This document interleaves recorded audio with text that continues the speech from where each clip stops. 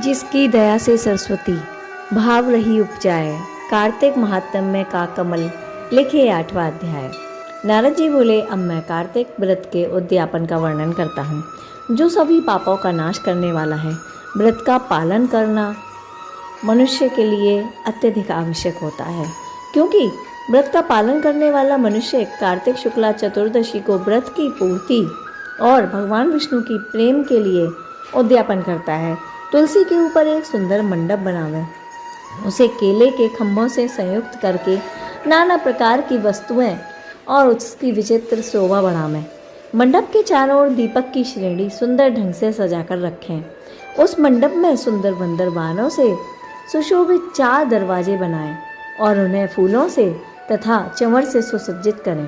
द्वारों पर अलग अलग प्रकार के मिट्टी के द्वारपाल बनाकर उनकी पूजा करें। उनके नाम इस प्रकार हैं: जय, विजय, चंड, प्रचंड, नंद, सुनंद, कुमुद और कुमुदाक्ष। उन्हें चारों दरवाजों पर 2-2 के क्रम से स्थापित कर भक्ति पूर्वक पूजन करें। तुलसी की जड़ के समीप 4 रंगों से सुशोभित सर्वतोभद्र मंडल बनावे और उसके ऊपर पूर्ण पत्र तथा पंचरत्न से संयुक्त कलश की स्थापना करें। कलश के ऊपर शंख, चक्र, गदाधारी भगवान विष्णु का पूजन करें। भक्ति पूर्वक उस तिथि में उपवास करें तथा रात्रि में गीत, वाद्य, कीर्तन, भजन आदि मंगलमय आयोजनों के साथ रात्रि जागरण करें। जो भगवान विष्णु के लिए जागरण करते समय भक्ति पूर्वक भगवान से संबंधित भजनों का, पदों का, श्लोक का, कवच का गान करते हैं, वे सैकड़ों जन्मों की पाप राशि से मुक्त हो जाते हैं, अर्थात उनके सभी पापों का नाश हो जाता है।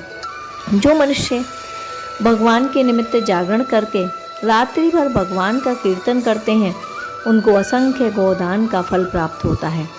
और भगवान की मूर्ति के सामने जो भी मनुष्य नृत्य, गायन आदि प्रस्तुत करते हैं, उनके अनेक जन्मों के पाप नष्ट हो जाते हैं। जो भगवान के सम्मुख बैठकर कीर्तन करते हैं, बांसुरी बजाते हैं, भगवान भक्तों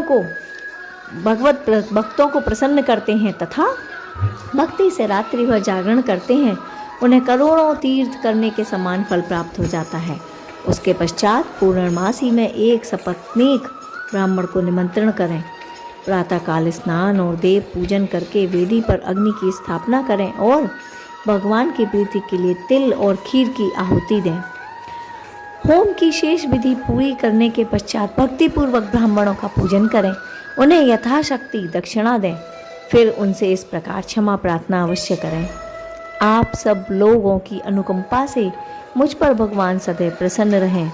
इस व्रत को करने से मेरे 7 जन्मों के किए हुए पाप नष्ट हो जाएं और मेरी संतान चिरंजीवी हो। इस पूजा के द्वारा मेरी सभी मनोकामनाएं पूर्ण हो। मेरी मृत्यु के पश्चात मुझे अतिशय दुर्लभ विष्णु लोक की प्राप्ति हो। पूजा की समस्त वस्तुओं के साथ गाय भी गुरु को दान में दें। उसके पश्चात घर वालों और मित्रों के साथ स्वयं भोजन करें।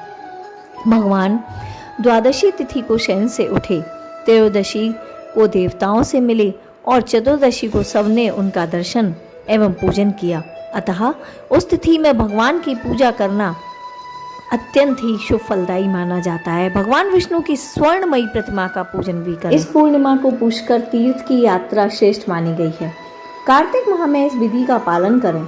जो भी व्रती इस प्रकार कार्तिक के व्रत का पालन करते हैं, वे धन धान्य से संपूर्ण हो जाते हैं और पूजनीय हैं।